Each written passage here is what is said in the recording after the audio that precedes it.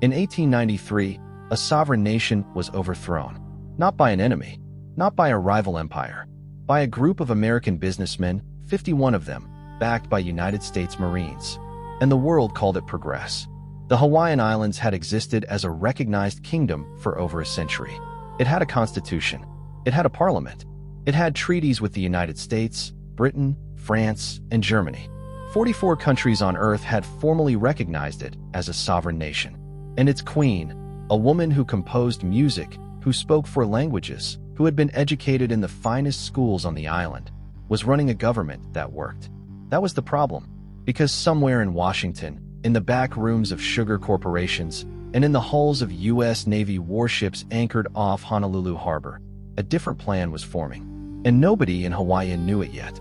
The islands had been quietly taken apart for decades before the soldiers ever arrived.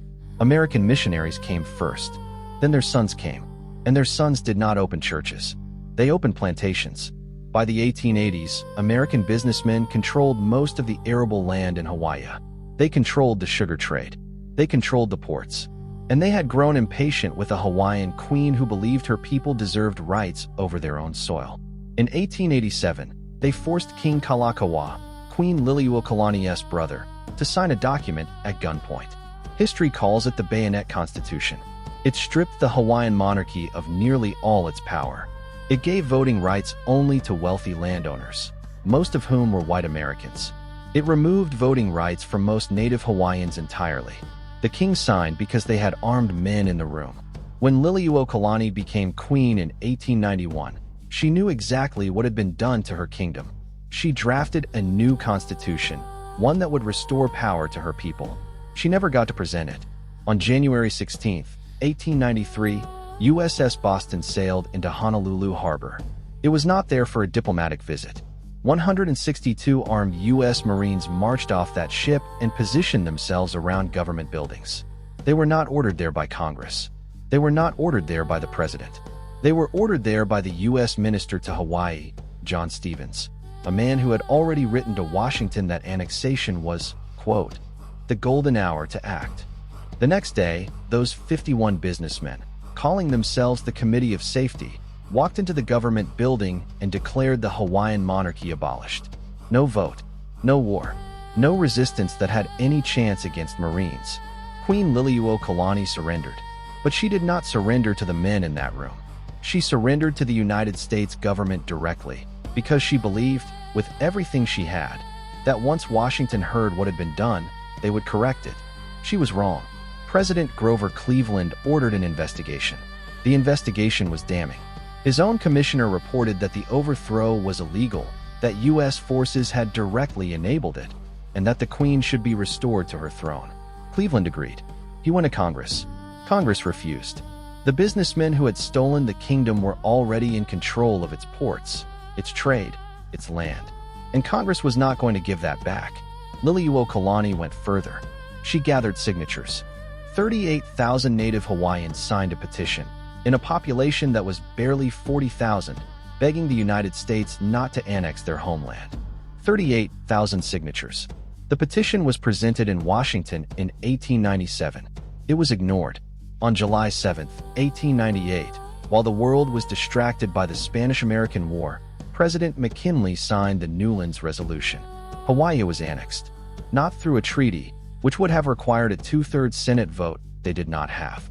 Through a joint resolution, a procedural maneuver that required only a simple majority.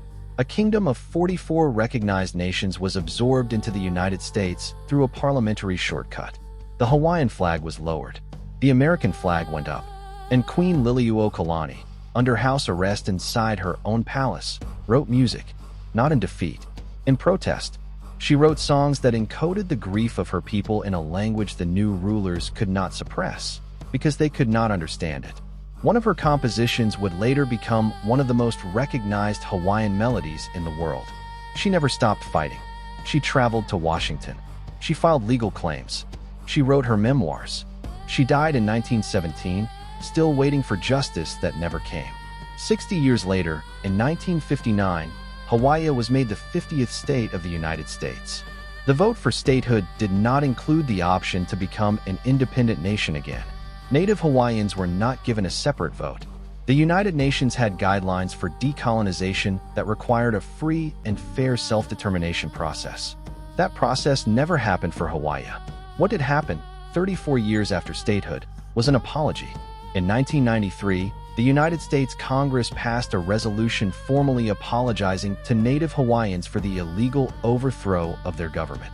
It acknowledged that the United States had violated international law. It acknowledged that the overthrow had caused the suppression of the inherent sovereignty of the Native Hawaiian people. It was signed by President Clinton. It carried no land restoration, no reparations, no pathway to sovereignty, just words on paper. And to this day, Hawaii remains a U.S. state. The land taken from Native Hawaiian families has not been returned. The sovereignty that 38,000 people begged to keep has never been restored. The palace still stands in Honolulu. Tourists walk through it every day. They take photographs in the throne room. And somewhere in that building, behind a glass case, sits a feathered royal standard, a kahili, the symbol of a monarchy that the United States government declared illegal because it stood in the way of sugar profits. This is not a story from the distant past. The families who lost their land are still here. The legal arguments are still active. The fight is still happening. And most people, most Americans, have never heard a single word of it. Because this is the kind of history that does not make it into school textbooks. The kind that gets buried under the word statehood. The kind that gets replaced with postcards and ukuleles and the idea that paradise was always meant to be a vacation destination. It was not. It was a kingdom. And it was stolen, in broad daylight, with Marines on the street, and a pen. If this is the first time you are hearing this, share it, right now, before you scroll to the next video. Because the only reason this story stayed buried for over 100 years is that not enough people knew to be angry about it. You know now, that makes you responsible for what you do with it. Send this to someone who still thinks American history is clean. Send it to someone who needs to see that sovereignty is not a gift governments give. It is something that gets taken unless people refuse to let it be forgotten. And if you have stayed until this moment, there are dozens of stories exactly like this one that this channel has not told yet. Stories of nations erased, kingdoms dismantled, people disappeared by systems that history decided to protect. Drop in the comments the story you want uncovered next. The one that has been sitting in the back of your mind. The one someone told you is too complicated, too old, too small to matter. Tell us. We will find it, we will tell it, and we will make sure the right people hear it.